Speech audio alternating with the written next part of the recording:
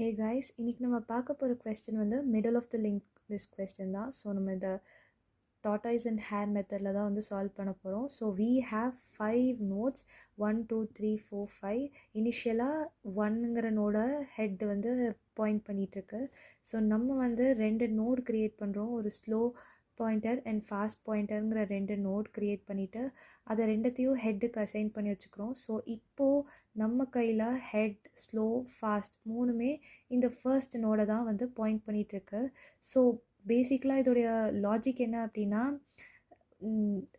Fast note நல்லா இருக்காத போதும் ஃபாஸ்ட் டாட் நெக்ஸ்ட் நோட் நல்லா இருக்காத வரைக்கும் ஸ்லோ பாயிண்டரை ஸ்லோ டாட் நெக்ஸ்ட் ஒரு பொசிஷனும் ஃபாஸ்ட் பாயிண்டரை 2 பொசிஷனும் தள்ளிகிட்டே நம்ம போகிறோம்.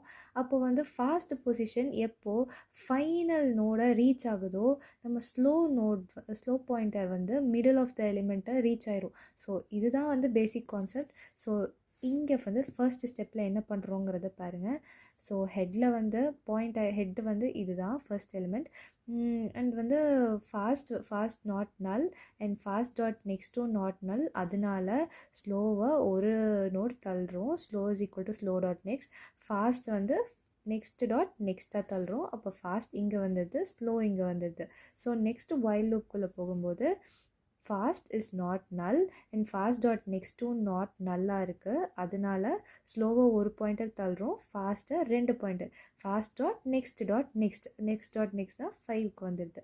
ஸோ நெக்ஸ்ட்டு வைல் லூப்குள்ளே போகும்போது fast is not equal to நல்லான்னு பார்க்குறோம். எஸ், ஆனால் ஃபாஸ்ட் டாட் நெக்ஸ்ட் வந்து நாட் ஈக்குவல் டு நல் கிடையாது.